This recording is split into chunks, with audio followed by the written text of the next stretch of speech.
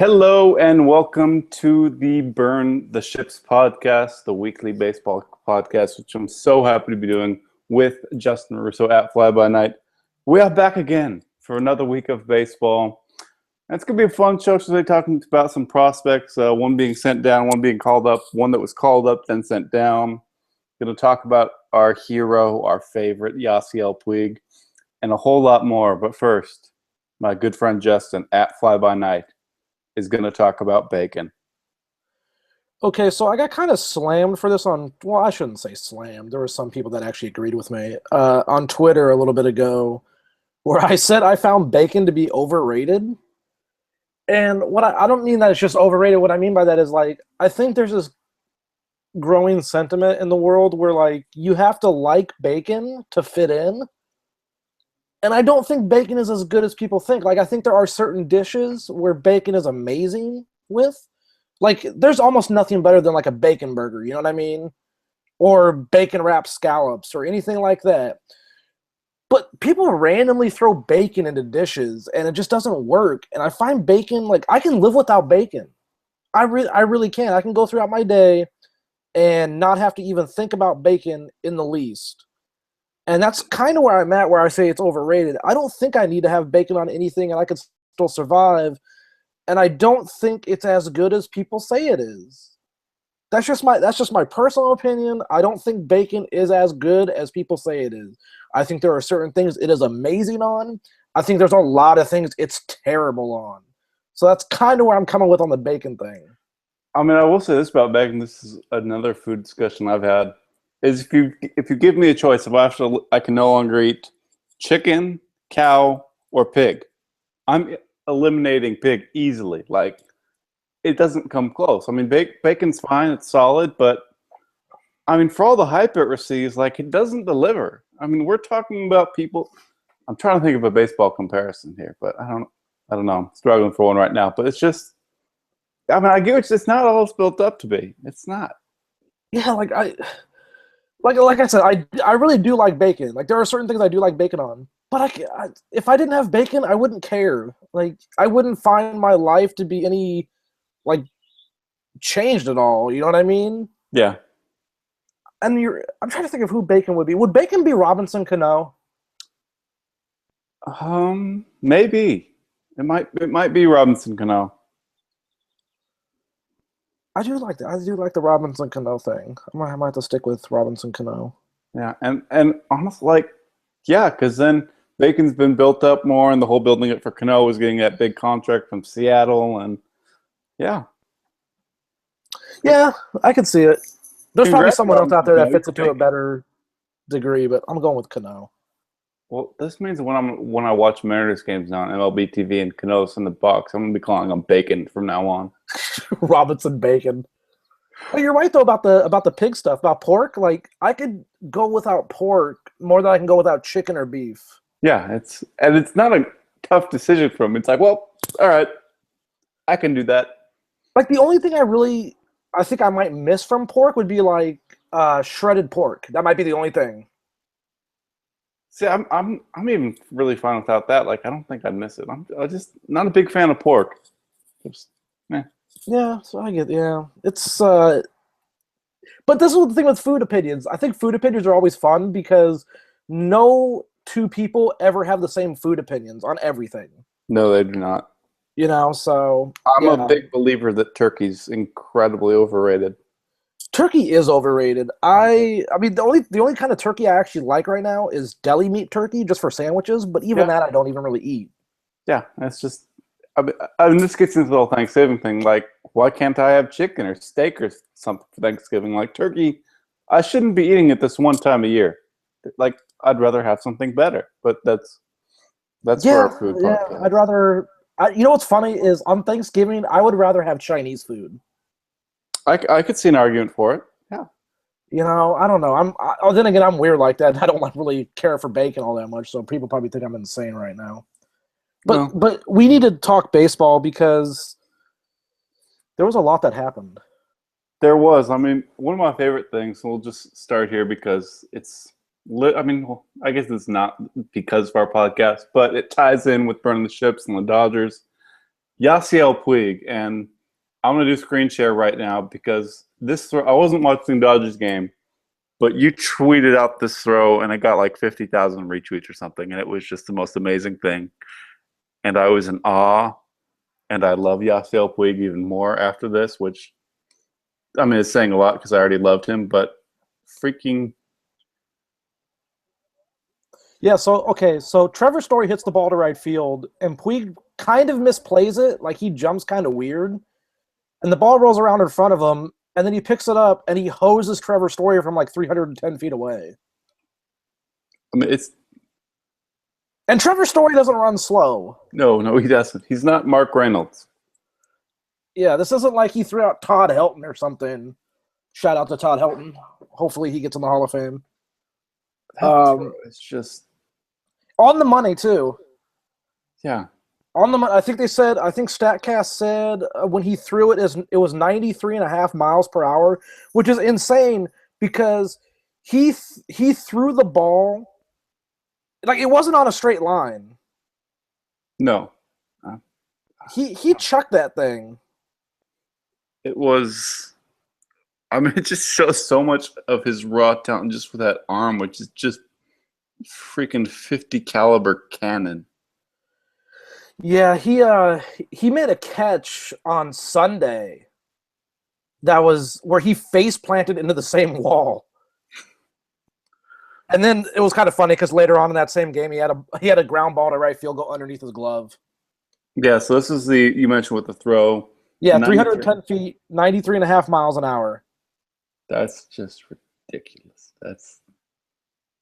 Yeah, he is he's unbelievable. He's been fun to watch this year. Yeah. Oh, it's wow. Yeah, it's pretty much a blast. It's a blast to watch him because there's like nothing that he can't do right now. Like yesterday, he hit a home run to right field, and I was like, all right, I see you. So he's fun. He's finally getting back to where he was a couple of years ago. And you can see it. It's just great. I think that I mean, because I get some of the stuff issue people up, but I'm like, people talk about with Puig because after last year, a lot of talk was, he's injury prone. But I mean, like 2014, he had played in 148 games. Like there weren't these big things that we're dealing with. So we had the one down year where the hamstring kept coming back and getting him. But like he's healthy now. He has a clubhouse where he fits in well. I mean, we've seen Kiki Hernandez and him on Twitter having fun. So it's just like he's happy, he's having fun, and he is performing at a very high level. Yeah, because when he came up in 2013, people are going to look at the games played and see like, oh, he missed all these games. It's like, no, he got called up in like the beginning of June. Yeah. Like, so he played in almost every game from June on. And then, like you said, 2014, he played 148, so he missed, 14 games? Which you could just attribute to him, off days and things like that. Yep. So it's kind of funny, I guess. It's like one season of hamstring injuries kind of defines your career as being injury prone. Like he's not Sam Bradford of baseball. No, he's not. I mean, that's one of this is off just thinking like Aaron Rodgers after he had the broken collarbone. People said it's injury prone. It's like he had his collarbone broken. Like that's not when you get your shoulder slammed into something. Like it doesn't mean for the rest of your career you're injury prone. Yeah, that's not it's not a natural thing to have your shoulder driven into the ground at maximum force. So when someone breaks their collarbone on something like that, I can't say they're injury prone as much as it's like, wow, they got hit hard. Yeah, you know what, Justin? I mean, like, you got hit by a car. You're prone to getting hit by cars. It's just, it's natural. Just the way it is, man. Yeah. Yeah, we love you. So I guess the big news going around, at least with Minnesota right now, is Byron Buxton got sent down and Jose Barrios got called up. Yep. So that's going to be good because, and this ties in with Blake Snell because we're going to talk about Blake Snell. And Barrios just got called up, and you told me off the air that he's supposed to go tomorrow, right? Yeah, starting tomorrow. Okay, well, Blake Snell had his debut Sunday? Saturday against the Yankees. Yeah, pitched really well. 5 innings, 2 hits, 1 run, 1 walk, 6 strikeouts. Had 2 wild pitches, but Then again, that's what you get with Blake Snell. He's had control issues. But it was really funny because he also ties into a Craig Kimbrell article I read today about being wild could actually help a pitcher. Yeah. Because it scares the living crap out of people if they don't know where the ball's going. Yeah. And while we're talking about, because I did record, MLB.com wouldn't be happy with me, but some of his strikeouts. So it's just, he's so fun to watch. Like, just that game alone was, because like in the first inning is where, and you could kind of tell even before the first pitch, like he was kind of in the moment of like, it looked like he was going to hurl. He was just so built up and wound up, and he looks 13. He does, and he's just. So he's so built up. He had the wild pitch that allowed, I think it was Beltran to score. He had the ball that A-Rod hit to the wall that Desmond Jennings, I think, robbed of the home run or would have been RBI double or something. But after that first inning, man, he was locked down. In the second inning, he struck out the side. So, and these are the pitches he struck out the guys on. It's just like some of his throws are so effortless, and they're at like 95 miles per hour. Yeah, he has that easy velocity, and that's kind of how it is. Like with some guys, like you said, he threw 24 pitches in the first inning, gave up a hit, a walk, and a run. And it's like after that, then you look at his next 4 innings: 17 pitches, 20, 14, 15. He struck out the side in the second, struck out 2 in the fourth. I think he struck out A-Rod twice. I know once for sure. Yeah. And like there were even some pitches that they'd be on 1-2 counts that they didn't strikeouts, but they were right on the edge where, I mean, like with more experience, maybe MLB umpire gives them the call that it's a strike or more guys go after it. But he has some great pitches as well that weren't called for strikes. Yeah. So and I like how the Rays are bringing him along. They're not really rushing him because they sent him back down. So he's still only 23. He's still got time, and you know what you're gonna get out of him because lefties. You know what's funny is I probably look more favorably at Blake Snell than I do at Matt Moore when they were at the same time in their careers. Yeah, I think Snell has better stuff, whereas Moore had what's the word I'm looking for? he knew how to use it. Yeah, he had better polish, I guess is the word I would use. Because I remember was it in Arizona? They had the All-Star game in Arizona recently, right? Because there was a Futures game or something. Yeah, it was a few years ago. And he was in it. Matt Moore was in it, and he came out of the bullpen in like the 7th inning, and he's pumping 100 miles an hour. And people are like, oh, if he could throw 100, this is insane. Well, he can't throw 100 because he only threw 100 because he came out of the bullpen. Yeah. Like, he went max velocity, which makes sense. But the thing with Matt Moore is obviously he had arm issues and all that stuff. And this year he's pitching well, which is good. I wish him all the best. But the thing you have to remember is I think Snell's upside is probably higher than Moore's is. Because while Moore could strike people out, I don't feel he was able to have the dominating stuff that Snell can. Yeah. That's kind of how I would look at it. Yeah, and one thing you mentioned with Snell is how the Rays are handling him. Like, because he's 23, and people have talked about, the Rays have been bringing him along really slowly. And I mean, talent-wise, he probably could be in the majors, but again, Rays want to bring him along slowly. And one thing I did like is, except for that first inning, which was like 20, 30 pitches, he finished with 90 through 5, and he was just dominating Yankees hitters. But the Rays played it smart, and they're like, you know what, that's it for you. You gave us 90 pitches, you were dominant. But that's all we need, because you're a young arm. We're going to cap you there. And now, if this was in Washington, and that's the other thing we can talk about. Oh Jesus! No, don't. No. Dusty Baker would have had him throw like 150 pitches. Look, I'm trying to be like polite and not like curse on this, but I gotta break it because fuck Dusty Baker. Yeah, he's the worst. What?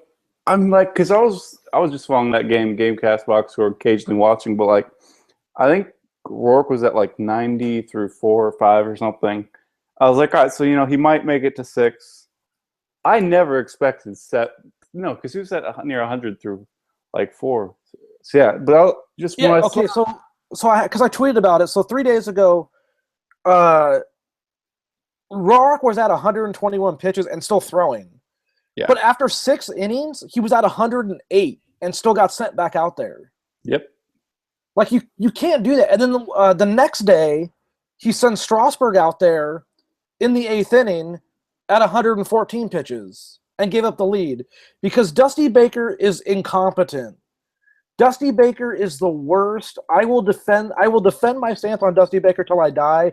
He is the undoubted worst manager out there. He does not care about people. He only I'm trying to think of how to phrase it. Like it's reckless. It really is. It's reckless. It's endangerment.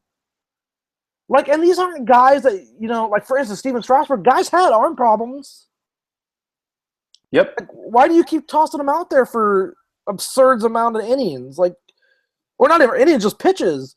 Like the previous high for Strasburg this year was 105. Why are you dialing up to 114? And because I know in 2014 Rourke, he was a very good starter, but like 2015 as a reliever, and you're having this guy throw, and it's early in the season. Yeah, like if this was mid-June or even July and August, I'm not gonna care. This is April, and guys are still trying to stretch their arms out. You don't unless the pitches are easy, stress-free pitches. That's different because, although then again, to be fair, if you're at 110 pitches through 6 innings, that's probably not stress-free. Yeah, it's just asinine. He really does not care, and it's one of the most troublesome things I've had with Dusty Baker over the years. Is he's and I don't want to say he's old school, but he is in a way. But he really does not give a crap about the people around him. The 114 pitches by Strasburg were the most he's thrown in a game since 2014. Literally, it had been 2 years because he did that one on May 7th. Yep. I mean, I'm trying to think. Who is Strasburg's agent now? Is it still? Is it? I think it's still Boris. Okay, yeah, Boris. I mean, because we've talked about it is Boris. I just looked at it. Yeah. Boris, he cares about the pitch count and the arm stuff, I believe. So, I think he'll be getting Strasburg out of Washington when the time comes for the new contract. Yeah. So, on Dodgers Nation, a month ago, right before the start of the season, I wrote I could see Strasburg coming to the Dodgers because I read an article on ESPN where they will not discuss a contract extension with Strasburg during the season. That's what Scott Boras said. We're not going to discuss it. We'll wait till the offseason, see what happens.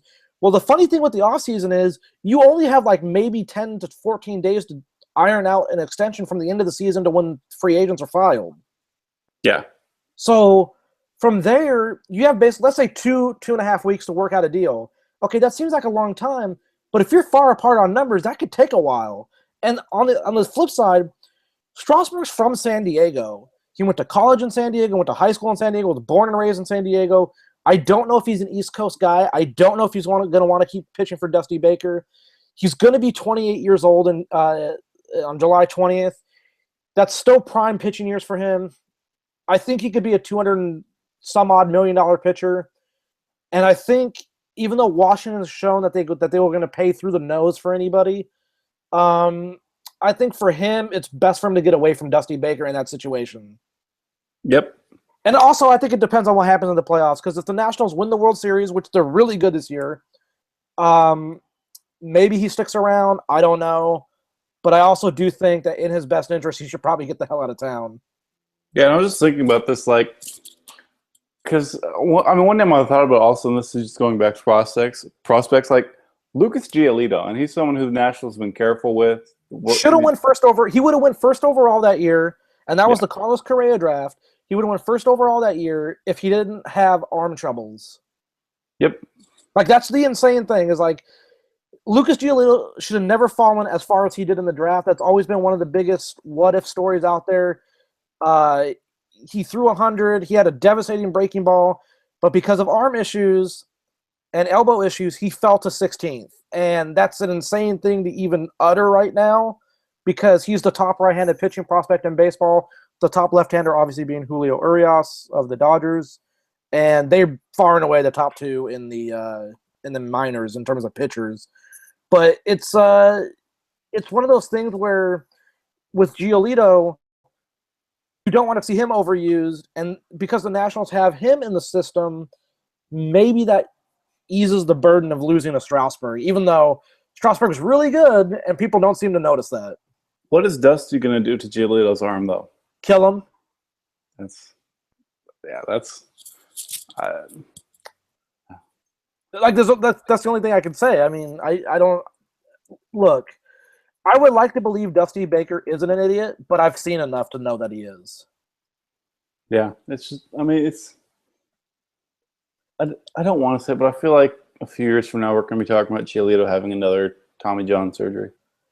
The most pitches Giolito's thrown this year is 81, and that's in 3 starts. The most he's thrown the last 2 years is 99. Like he's ramped it up. He's gotten high pitch counts in the 90s, but it's gonna break my heart when I see Dusty Baker start giving him 100 pitch counts in the beginning of April. Yep. Oh man, that's a sad note that we're leaving with Giolito, but let's get back to Berrios, because Berrios is what we were originally going to talk about. Yeah.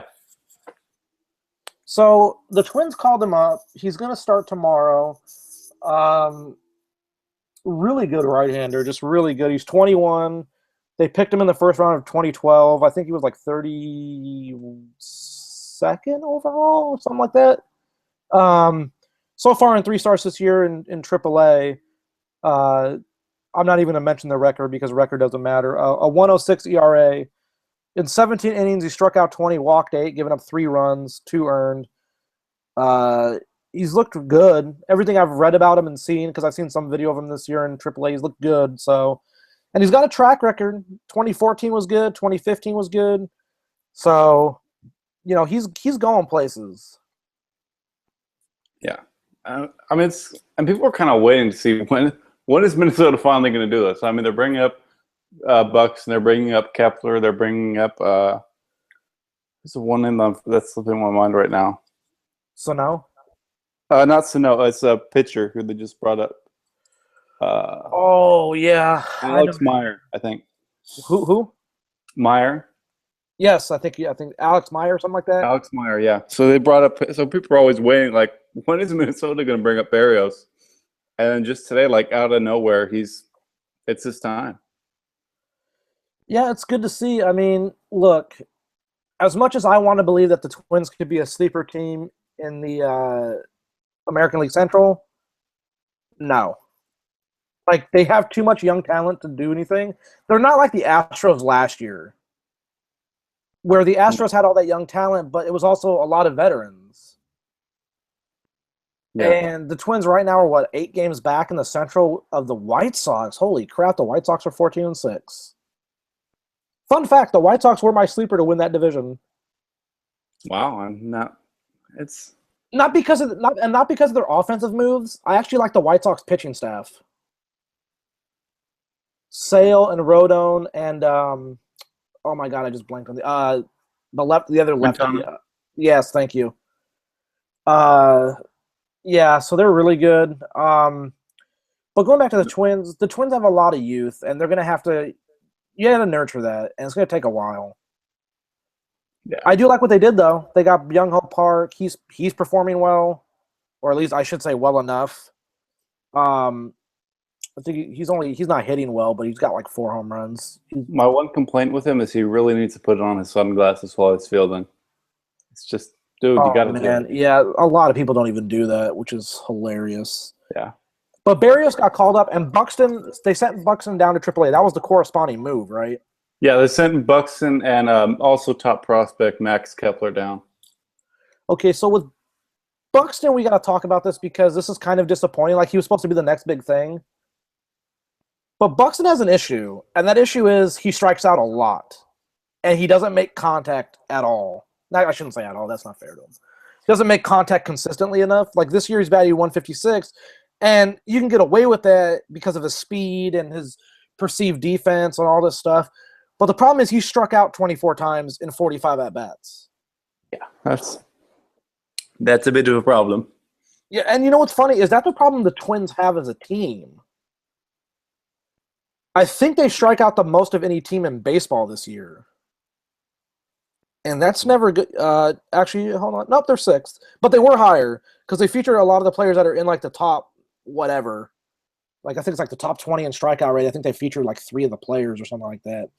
Because I think Sano's up there. Someone else, Buxton was up there, and somebody else was up there too. Was it Park for a while? I think it was Park and Rosario. And Escobar. They all strike out a lot. But yeah, you get what I'm trying to say. Like, they have a lot of guys who swing and miss. And as young guys, you got to try to work the kinks out. I mean, the Dodgers are going through that with Jock Peterson, and right now he's being platooned against only right-handers, which makes sense. But over the last couple games, Jock Peterson's been great. You know, so, but with Buxton, hope he puts it together. I've always been skeptical because anybody with that much speed as he possesses has warts. No, I shouldn't say it. They all have warts. But for instance, Billy Hamilton, right? Elite speed, trouble to get on base. Yeah, as I say, you can't steal first. Yeah, like, and he doesn't walk enough. Same thing with Buxton. They don't walk. They can't really hit well. Maybe Buxton figures it out. I hope he does. I mean, there's just a lot to be worried about with him. And I think it was the right move to send him down. You can't keep him up there if he's going to continue struggling the way that he is, because you just don't want to kill his confidence. And I know what some people are going to say. Send him down to AAA could kill his confidence too, because he thinks he deserves to be up there and you're not giving him the opportunity. And I get that, but also in AAA he gets more consistent at bats. He's able to settle in, get the confidence back when he's able to put the bat on the ball, et cetera, et cetera. So it should work out for him. It's tough to watch. Yeah, I mean, he was a guy for past 2 years has been well, not this 2016, but 2 years before that was the #1 prospect in baseball. Yeah, and then Correa was like 2, I think. Yeah, and has been built up as like the next Mike Trout, and just, I mean, as of right now, reminds me of Bubba Starling. Bubba Starling. When he came up, when he got drafted by the Royals, it was next Mike Trout. It's like, and I don't think that's fair to guys. Like, you can't say someone's the next Trout or the next Harper, the next Jose Fernandez, or the next anybody. Like, you can say they have certain tools like them, but there's only one of each guy. Yep. Like, Trout's special. Harper's special. Like, you come across those guys, what, once every never? Like, I mean, they're unique. Like, you wouldn't say this guy's the next Willie Mays. I mean, I feel like it's a discussion we also had last week where we're like, these generational players, the whole point of generational players is they don't come around all that often. They're not in free agency. They're not. Yeah. Yeah, you know, it's like, it's really kind of funny in a way. It makes you wonder if people, like, because you can't throw out those It's like in basketball too. Like, you'll see like, oh, so and so's like, this is the next LeBron or this is the next Chris Paul. It's like, yeah, but it's not that easy. Yeah. Like, if it were that easy, people would do it. Yep. You know, so I don't know. I don't know what to make with a lot of people doing that stuff. I mean, it is what it is, though. I do think Buxton will be okay. He just needs to settle into what he knows how to do. You know, put the ball on the ground more. Use his speed. If he has to bunt for a hit, bunt for a hit. No one's going to hold it against you. Yeah. Well, man, like one thing is SB Nation's Grant Brisby, he did a column or a piece about comparing Buxton's struggles to current players and, you know, some more big-name guys. Tulowitzki, for one, I think the biggest one that was compared where they were kind of equal with strikeout rate and everything was Reggie Jackson. Ooh. So, I mean, it isn't because there's been some people who, because people like to have instant reactions, have been calling Buxton a bust. But again, like, we're not even 300. We're not even 200 at bats in his career. So, I mean, it's early. He's also 22. Like, you can't just call him a bust at 22. You know what I mean? Yeah, there's like, it makes me wonder, did people watch Mike Trout's like first call up with the Angels? It was bad. It was. Yeah. Like, you kind of wonder, like, okay, what's special about this guy? But people who saw him knew what his talent was. Yeah, it's weird. It's like, you know, you need to give these guys time. It's a novel concept, I know, but yeah, no one wants to be patient. That's just the problem. Yeah. And I know I mentioned him earlier, but here's an interesting fact about Jock Peterson. over the last 28 plate appearances that he's had, which has spanned 8 games, he has a 500 on-base percentage. Wow. He struck out 25% of the time, but he's also walked 25% of the time. See, and that's another thing we talked about, how strikeouts, like, they're not as big of a problem as some people think. And if you're getting walks and you're getting on base, like, I'll take the strikeouts. It's better than a one-pitch ground out. Yeah, like, you know what's funny is I've always looked at it like, if a guy strikes out on even a 6-pitch at bat, if he strikes out on a 6-pitch at bat, I'm like, yeah, that's okay. Like, whatever. Also, 'cause, like, that guy, he's probably saw, I would think at least 3 pitches that pitcher has. So you can go back to the dugout and talk to guys about, this is what he's throwing, this is where pitch was, this is what it looks like. So it's adding on to the scouting report and an advanced look on what, giving more information to the guys behind you. Right, and that's what the funny thing with Jock Peterson is, over the last 8 games, he's actually been pretty good. He's got 2 home runs, 6 runs, 5 RBIs, 7 walks, 7 strikeouts. I mean, there's a lot to be said about a guy who works the count, is able to get on base, even if he's not hitting for a high average, which he's hitting for a pretty good average right now. I think on the season, what is he hitting on the season? Like 270? 278. Yeah, 278. And over the last 8 games, it's 333. But the one interesting thing is he still swings and misses a lot. Like, he swings and misses over the last 8 games, he swung and missed at like 13% of the pitches he swung at, which, yeah, that's not good. But at the same time, he also sees a lot of pitches that he doesn't swing at. Like, he only swings at 39% of the pitches he sees. Yeah. I mean, that's pretty solid. Like, that's a guy who's patient. So, I mean, it is what it is. Like, he doesn't swing at many pitches outside the zone. I think it's like 22%. So he's been pretty solid this year. That's why the hatred of him is kind of weird when I see it. It's like, oh, he needs to swing and miss a little bit less. It's like, yeah, he needs to swing and miss a little bit less, but so do a lot of people. Yep. No one said that crap about Chris Bryant. No. I mean, it's baseball fans. Although, to be fair, Chris Bryant has cut down on the strikeouts this year, which is good, and on the swinging strike rate. But the one thing I don't think people realize is last season, Chris Bryant actually swung and missed at more pitches than Jock Peterson did by 2.5%. Yeah. And, like, even when he was coming out of AAA, like, the swinging at strikeouts and everything was a known issue for him with swinging and miss. But yeah, like, you live with it. If you I mean, because you and I think, what was it, last time or the time before, we talked about Mark Reynolds? Yep. It was like, yeah, you go back to Mark Reynolds' like best season. Did you really give a crap he struck out 223 times or something like that? No, because Mark Reynolds ended up giving you 44 home runs, 102 RBIs. He stole 24 bases.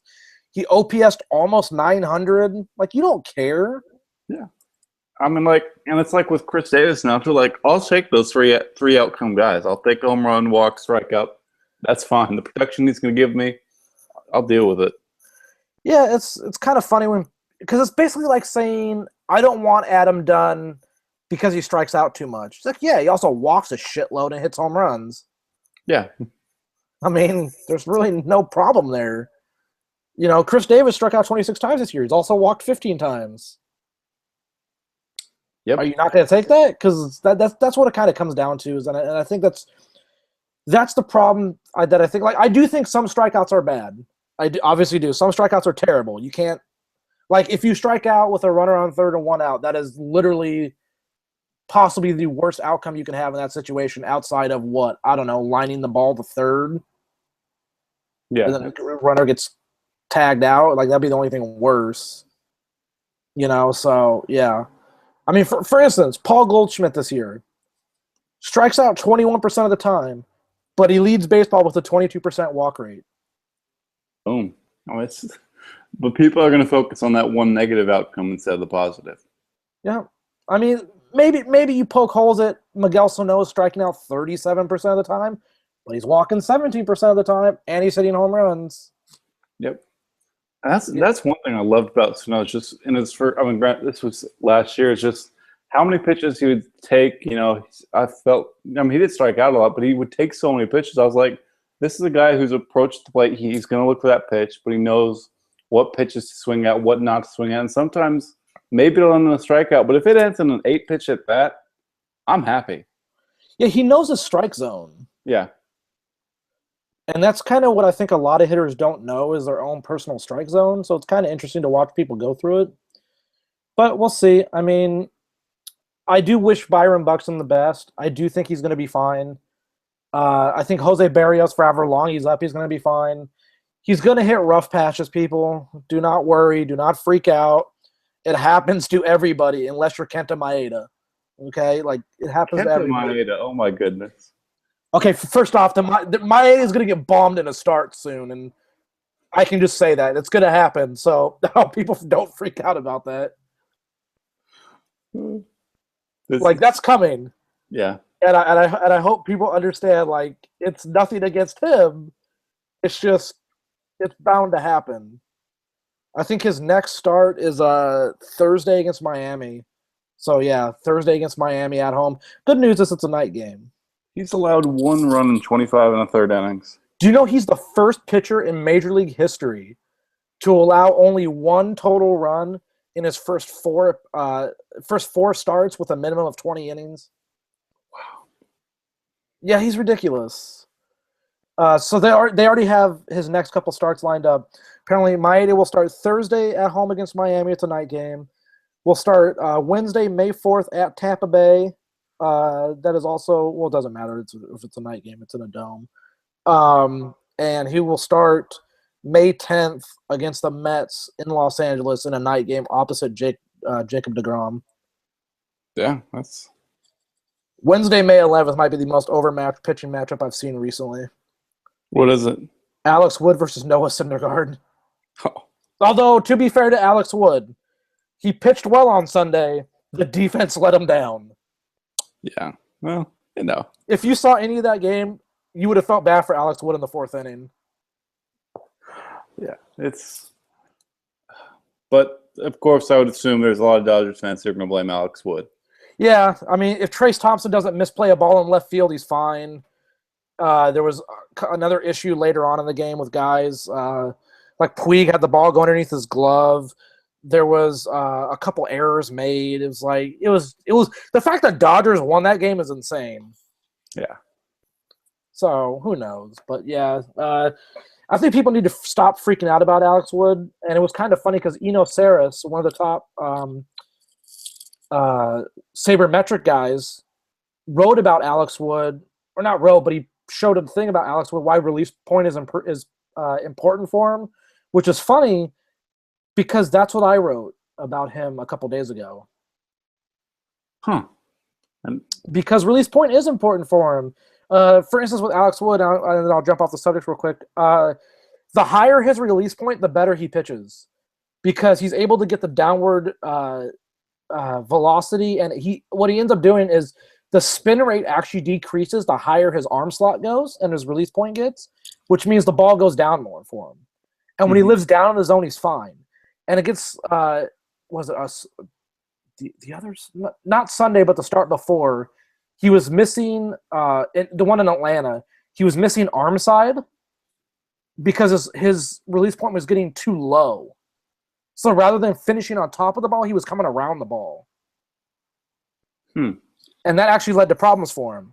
And in the starts that I looked at, which was the start against the Giants where he struggled and the start against the Braves where he struggled, his release point was about the same, and the spin rate was about the same on all his pitches in terms of like comparison, like fastball to fastball over the 2 starts. But if you looked at the start where he had that was really good against the Padres, no, not against the Padres. What was the team after that? It wasn't the Giants. It was somebody else. Who the hell did they play after that? The Diamondbacks. In the start against the Diamondbacks, his release point was higher, his spin rate was lower, and he got a lot more easy outs and better contact, like in terms of like weaker contact. And he induced more swinging strikes. He was able to basically find a pattern that worked for him. But the issue with Alex Wood has always been his motion is so ridiculously herky-jerky, it's hard to get a consistent release point. Yeah. And that's the issue. I think Sunday against Colorado, he only gave up 2 pitches that were an exit velocity over 100.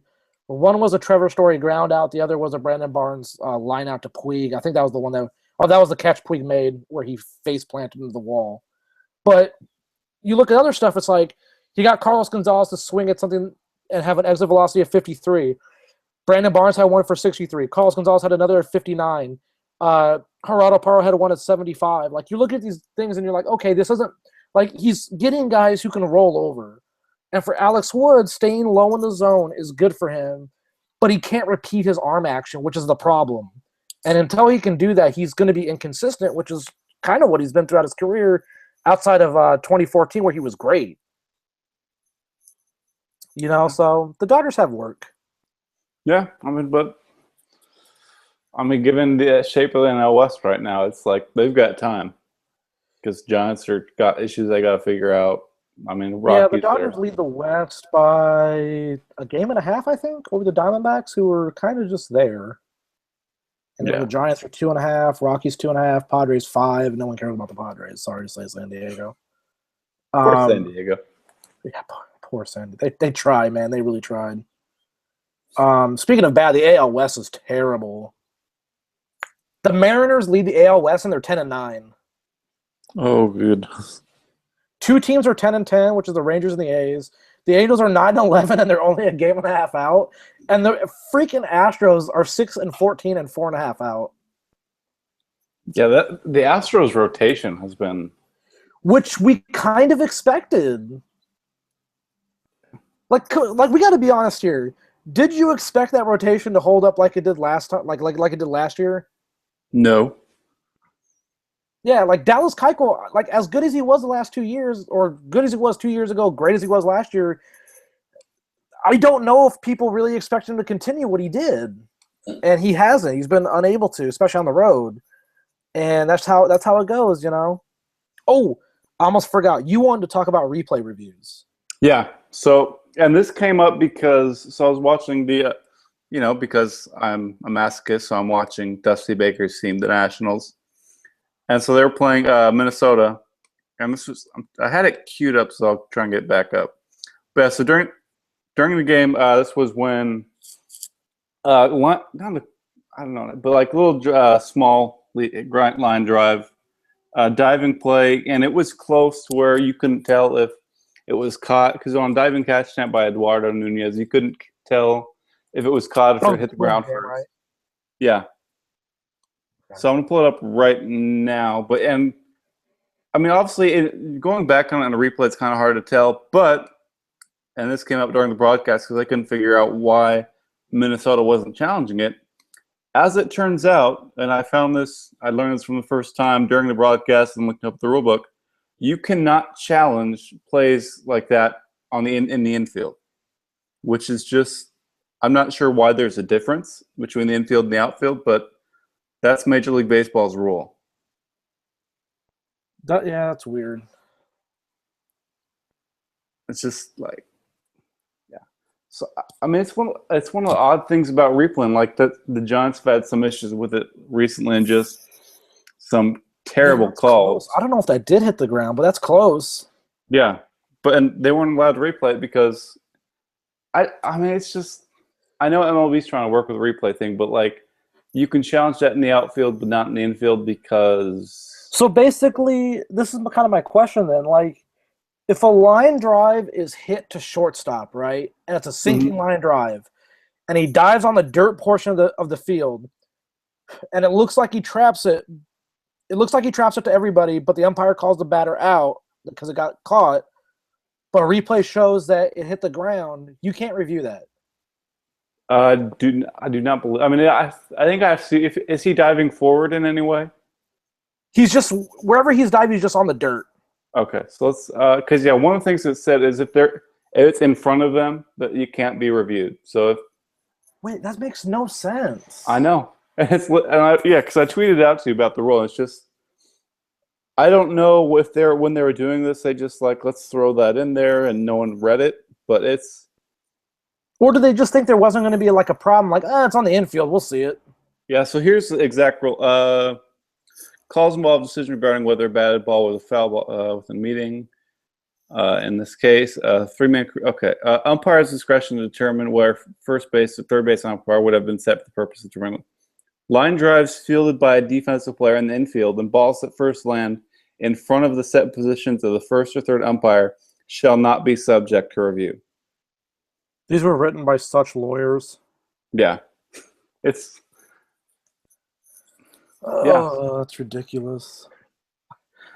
It's so baffling. Like, I don't know if people were just saw that and like, well, let's not worry about that right now, because like, it makes no sense for you to have different rules in different places on the field. But yeah, I just don't understand what they're like. Yeah. It was baffling to me.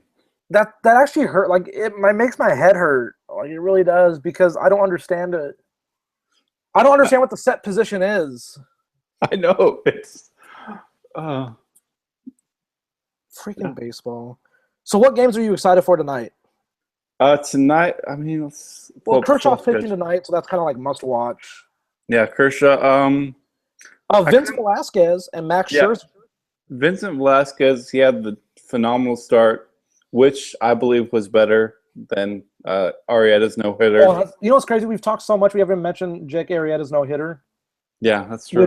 Which by the way, in case people don't know, that was the second largest blowout in Major League history during a no-hitter. It was 16-0. The only one that was larger came in like 1884, and it was like the Buffalo Bisons won 18-0 or something. Wow. Yeah. So it's the biggest no-hitter blowout since basically since like in the new era. Since like 1913 is what they consider like the live era. Yeah, was. Yeah. But what was the other thing? In game score, I think at the time of it was only tied for like the fourth best start. Yeah. I think it was the top three. Tied. I think it's still tied. Velasquez's game was in there. Jaime Garcia. And Jaime Garcia on the same day had the same game score of 97. Yeah. Chris Sale had a 92 against the Rays. Jake Arrieta's was an 89. Drew Smiley against the Red Sox had an 89. And I tweeted, and this is another thing of just like things being set in the same day. I tweeted about this. So Arizona Diamondbacks Pittsburgh Pirates series. There was 3 balls hit 450 plus feet, which are all now in the top 7 for hardest hit balls this year, all by Pittsburgh players. 450 feet? Yeah. Jesus. True distance, yeah. So it was Jordy Mercer, Sean Rodriguez, and Gregory Polanco. Yeah, Sean Rodriguez. 2 of those don't even make sense. I know. Yeah. Oh, wait, it was Mercer, Rodriguez, and who? Polanco? Gregory Okay, Polanco makes sense. But how the hell did Sean Rodriguez hit a ball 468 feet? Yeah, so Sean Rodriguez now has, And what's even scarier is Sean Rodriguez has 2 of the top spots, I believe. Or he did, unless they changed it. Jesus. Wow, so all 3 of them hit a home run of at least 457 feet. That's... Yeah. All right, then. That happened. Yeah, it was Sean Rodriguez, just this former Angel. Giancarlo Stanton power coming out of nowhere. Dude, Pittsburgh is ridiculous. Hashtag my World Series pick. What other good pitchers are on tonight? So we got Velasquez, Scherzer. Garrett Cole at Coors Field. That could be fun. Carlos Martinez and Shelby Miller could be good. Not Shelby Miller. Have you seen him hit his hand on the mound? Yeah. He's done that in 2 starts this year.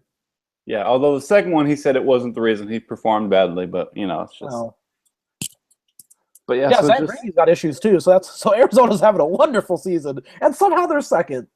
Well, I mean, it's not like Arizona invested a $200 million contract in some of their top prospects to get these guys. Wait, my bad. Oh, Dallas Keuchel tonight at Seattle. All right. Kershaw's pitching. James Shields, Johnny Cueto could be good because Cueto's been good. Giants. Wow. I think Giants will should have some success against Shields. Wow, tomorrow's afternoon start, 12:45, Padres Giants, Cashner Samardzija. That should be good. Yeah. And you never know how the hell the wind's going to be blowing in the afternoon at AT&T. Yeah. Before we go, I need to ask your opinion. What is your thoughts on ESPN having 3 Yankees games on ESPN in 1 week? I think having 3 Yankees games in 3 weeks is more than enough. Having 3 in 1 week is just what am I do? Why am I watching the Yankees? Besides the fact that you want to pimp out the Yankees just because they're in New York and they're the Yankees, like there's more compelling. There's like 15 more compelling teams at least. Yeah, I don't get how you give a team 3 games in 1 week, especially if you're going to go Monday, Wednesday, Sunday. Like, I get you're giving people days off in the middle of them, but, man, like, nobody wants to watch one team 3 times in a week on national television. No. Like, put the Pirates on there. They need to start putting, like, just teams people wouldn't normally watch. Like, I don't know. Wait. Put the White Sox on there. I don't care. Are you telling me you're not excited about Wednesday Night Baseball, CC Sabathia versus Martin Perez?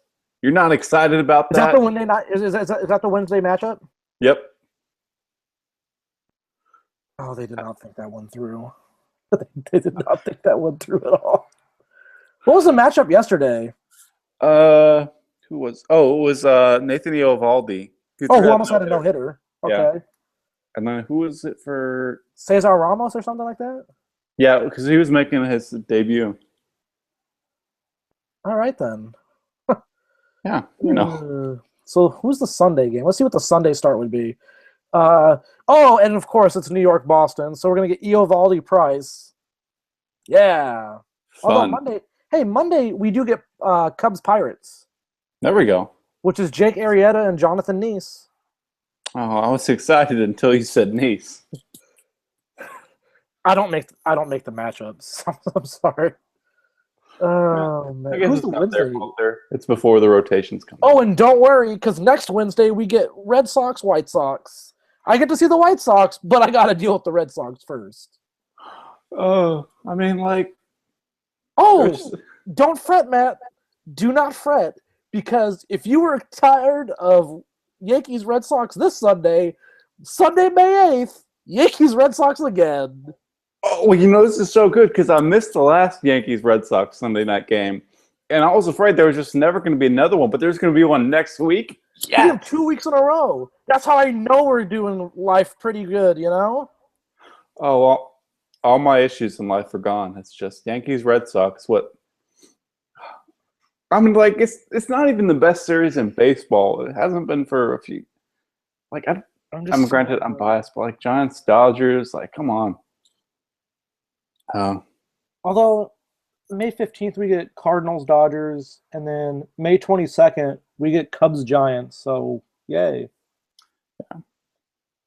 Yeah. So it's ESPN. If anyone, because obviously, I mean, you're going to have a pretty big cash laying around now since Skip Bayless left, which you should consider yourselves fortunate. So, like, I mean, you were going to offer him $4 million. So, like, if you want to give me and Justin like $500,000 each, or just give all the money to Jessica Mendoza, I would be okay with that. That's true. Like, but just Jessica Mendoza can take it. Let us pick the schedules for you. People will be happier. Yeah, like if you just told me to pick out for instance, okay, if you were like, hey Justin, can you pick out a Sunday night baseball game for May 8th?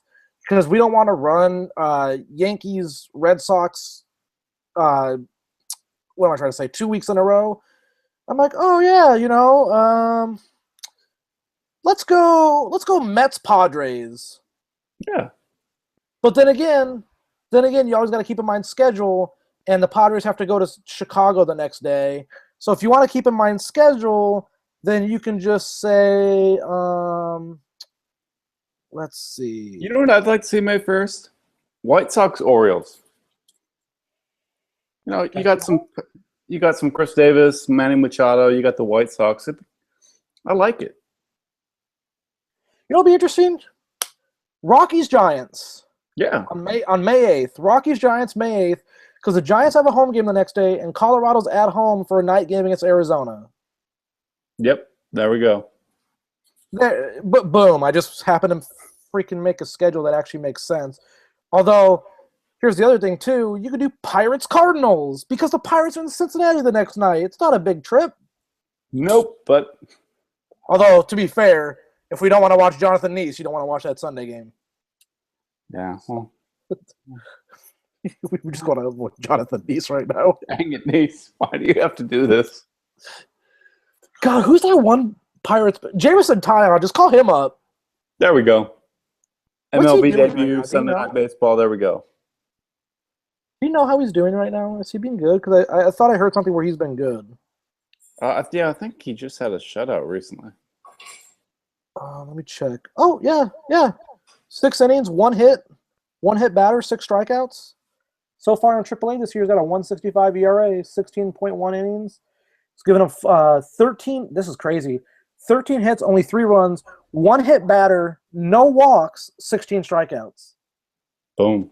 Sunday Night Baseball, James and Tyan. Get ready. Oh, and before we get off the air, special props to Julio.